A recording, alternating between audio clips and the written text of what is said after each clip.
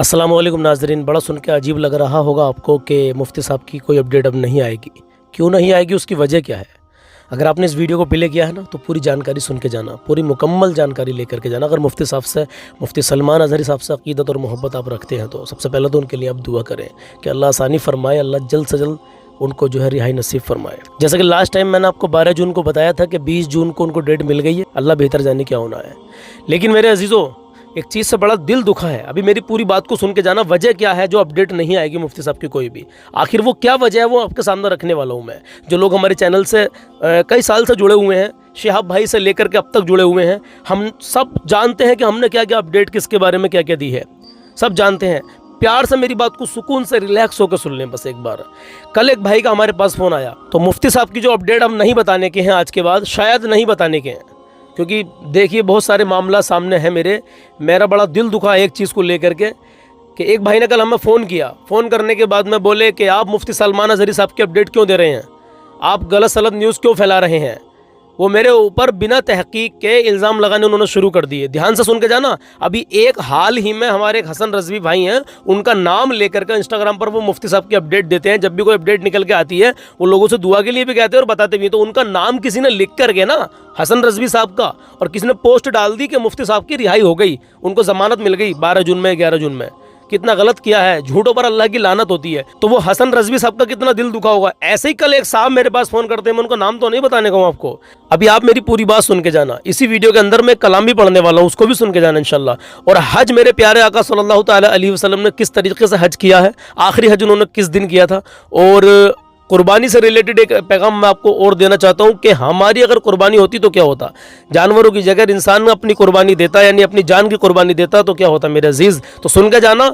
मुफ्ती साहब की रिहाई से रिलेटेड अपडेट शायद इस चैनल पर आपको देखने के लिए अब ना मिले, क्योंकि बस बड़ा दिल दुख चुका है। तो सुनिए, भाई बोले कि आपने इस तरीके से आप डाल रहे हो कि मुफ्ती साहब रिहा हो गए। मैं बोला भाई एक जगह दिखा दो कि मैंने कहाँ लिखा है कि मुफ्ती साहब रिहा हो गए। अभी इस जून के अंदर जब से उनको पासा के लगने के बाद में उनको जेल हुई है, तब से मैंने कब लिखा है। उससे पहले जहाँ 3 जगह उनको जमानत मिली थी, आप सब जानते हैं, जो हमारे चैनल से लगातार जुड़े हुए हैं, बने हुए हैं, वो सब लोग जानते हैं कि पहले उनको एक जगह से जमानत मिली थी, फिर दूसरी जगह से जमानत मिली थी, फिर तीसरी जगह से जमानत मिली थी, और तीसरी जगह जमानत मिलने के बाद में 8 बजे वो वहां से 8:30 बजे वो वहां से निकलने ही वाले थे कि एंड मौके पर जूनागढ़ के कलेक्टर का फोन आया और मुफ्ती साहब पर पासा लगाकर उनको रोक दिया गया। तो वो 3 जगह जो हमने वीडियो में अपडेट दी थी पहले, कभी जब उनको जमानत मिल रही थी, रिहाई मिल रही थी तीनों जगह से, तब हमने कहा था कि मुफ्ती साहब को जमानत मिल गई, ये खुशखबरी है। उस वक्त में हमने कहा था, हो सकता है कि वो वीडियो किसी के सामने अब आ गई हो। भाई पहले की चैनल वाले यूट्यूब पर काम करते हैं सभी लोग, वो हमेशा न्यूज़ डालते रहते हैं। पहले की न्यूज़ को तुम बाद में देखोगे, पढ़े लिखे लोग समझदार होते हैं तो वो देख लेते हैं ये वीडियो कब की डली हुई है।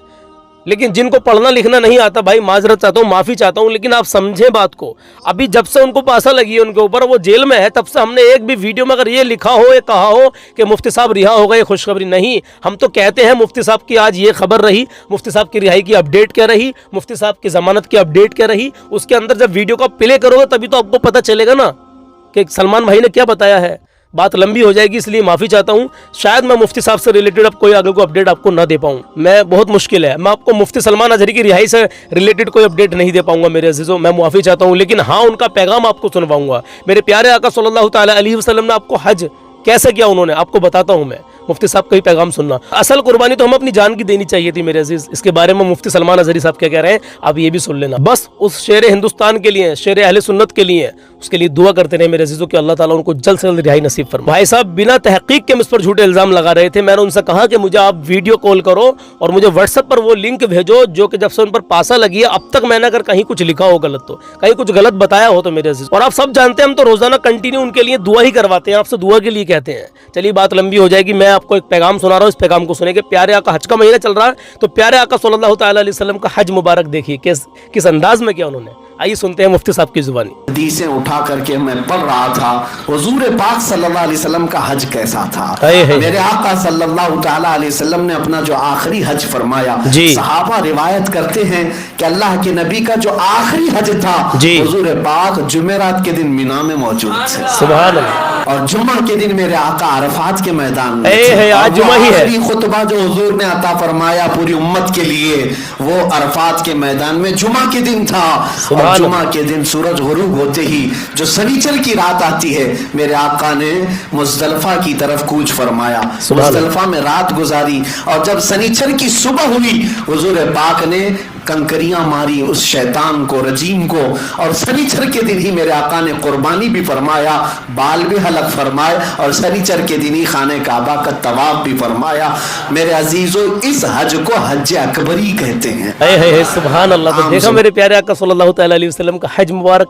अब ये बताइए, अगर कुर्बानी हम अपनी जान की पेश करें तो क्या होगा? एक पैगाम और सुन लीजिए, जाना मत वीडियो को छोड़ के, कलाम पढ़ने वाला हूँ। आज मैं बाहर हूँ इसलिए कार में बैठ कर आपको अपडेट दे रहा हूँ, तो आप जो है एक पैगाम मुफ्ती सलमान अजहरी साहब का और सुन लीजिए। आइए देखते हैं। आप सोचते होंगे एक जानवर को ज़बाह करके अल्लाह का कुर्ब कैसे हासिल होता है? जी, दर हकीकत कुर्बानी तो अपनी जान की होनी चाहिए थी। अल्लाह तबारक व तआला चाहता तो तुमसे ये फरमाता, जैसे हजरत इब्राहिम अलैहिस्सलाम से मांगा उसने, अल्लाह तबारक व तआला ने फरमाया, ए इब्राहिम अपने बेटे को ज़बाह करो। हुक्म तो ये हो सकता था, ए उम्मत मुस्तफा के मुसलमानों, तुम इतने साल जियो, 25 साल की उम्र हो जाए तो आओ अपनी गर्दन दे दो, 40 साल की उम्र हो गई है तो आओ कुर्बानगाह में अपने आप को कटवा दो। ये हुक्म नहीं फरमाया, बल्कि हकीकी कुर्बानी जो है वो अपनी जान की थी। अल्लाह तबारक व तआला ने जैसे अपने नबी के लिए दुम्बा भेजा जन्नत से, वो तो सिर्फ उनका इम्तिहान था। इस्माइल अलैहिस्सलाम को काटा तो नहीं गया, उनके बदले में बकरा काटा गया। रब तबारक व तआला ने फरमाया तमाम मोमिनीन के लिए भी यही हुक्म होगा कि तुम काटोगे अपनी तरफ से कोई बकरा या जानवर, लेकिन मौला ताला की तरफ से तुम्हारी खुद की कुर्बानी समझी जाए। सुभान अल्लाह, सुभान अल्लाह। देखा आपने, काटोगे तो तुम बकरा यानी कि बकरे की कुर्बानी दोगे, लेकिन अल्लाह की तरफ से वो आपकी कुर्बानी समझी जाएगी। लेकिन खुलूस होना चाहिए मेरे अजीज़ों, नियत होनी चाहिए कि हम उस कुर्बानी को करने के बाद में जो उसका मतलब गोश्त है वो गरीबों में तकसीम करें। हाँ, ये नियत ना होनी चाहिए, गोश्त खाने की नियत नहीं होनी चाहिए, सिर्फ नियत होनी चाहिए कि अल्लाह की बारगाह में कबूल हो जाए, बस ये नियत होनी चाहिए। जज़ाकल्लाह कि आपने मेरी बात को पूरा सुना।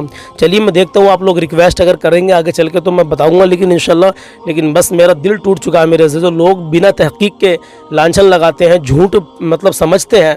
आप पहले तहकीक करें इंशाल्लाह, उसके बाद में किसी ऊपर कोई इल्ज़ाम लगाएं। कोई भी है, पहले मैं ये ना हूँ अगर मैं किसी पर इल्ज़ाम लगाऊँ इस तरीके से, पहले मैं तहकीक कर लूँ पूरी के वाकई ये बंदा इसकी वीडियो के अंदर क्या है, ये क्या बोल रहा है। मैं तो शुरू से आखिर तक कहीं ना कहीं कितनी बार आपसे कहता हूँ कि मुफ्ती साहब के लिए दुआ करें, और जो तारीख मिलती है उस तारीख के बारे में बता देते हैं, और अगली तारीख जो मिलती है तो उसके लिए आपसे दुआ के लिए कहते हैं कि दुआ करो इंशाल्लाह जब तक उनको रिहाई मिल जाए। चलिए बात लंबी हो गई। उनकी राहों में गुलामों की बिछी हैं आँखें, जिनके सदक़े में ज़माने को मिली हैं आँखें। बस 2-3 शेर सुन लीजिए। आवाज़ आज इस लायक नहीं हो रही, लेकिन इंशाल्लाह फिर भी सुनाता हूँ। आपका दिल से शुक्रिया कि आप मुझे मुकम्मल सुनते हैं। अल्लाह शादो आबाद रखे, अल्लाह आपको हमेशा खुश रखे, अल्लाह आपकी नेक जायज़ तमन्नाओं को पूरा करे। अल्हम्दुलिल्लाह, मैं भी खैरियत से हूँ और उम्मीद करता हूँ आप भी खैरियत से होंगे। अल्लाह आपकी हर परेशानी दूर कर दे, आमीन या रब्बुल आलमीन। जो आपके अज़ीज़ व क़रीब में बीमार है, अल्लाह बीमारों को शिफाए कामिला आजिल अता फरमाए, आमीन या रब्बुल आलमीन। आइए मेरे अज़ीज़ 3 शेर सुन लीजिए, ईमान ताज़ा हो जाएगा। आइए कलाम शुरू करते हैं। उनकी राहों में गुलामों की बिछी हैं आँखें, उनकी राहों में गुलामों की बिछी हैं आँखें, उनकी राहों में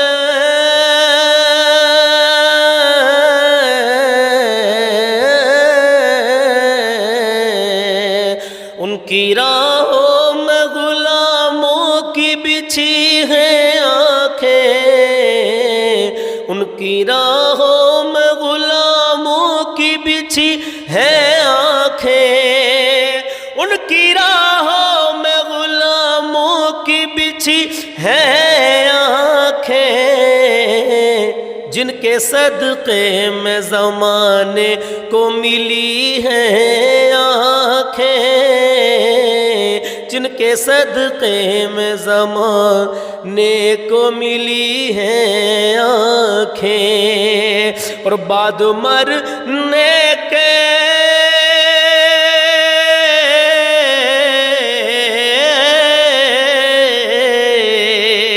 बाद मरने के भी ये बंद न होने पाई, बाद मरने के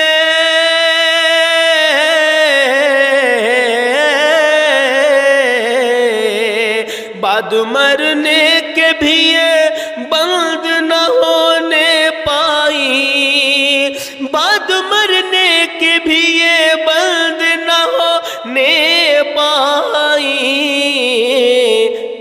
کے دیدار کی خاطر یہ کھلی ہیں آنکھیں، ان کے دیدار کی خاطر یہ کھلی ہیں آنکھیں، ان کے دیدار کی خاطر یہ کھلی ہیں آنکھیں، اور بعد مرنے کے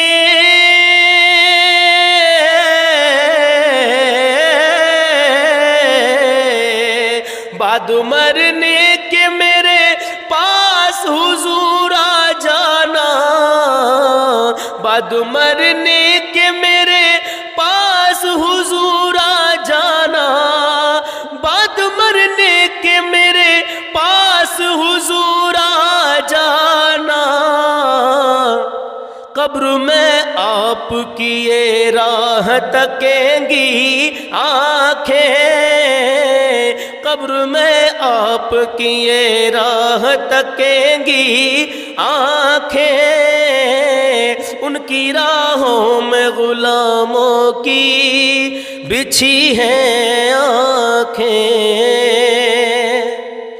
اب اس کلام کا آخری شعر سنیں اور محبت سے کہیں سبحان اللہ، کہ جن سے سرکار کی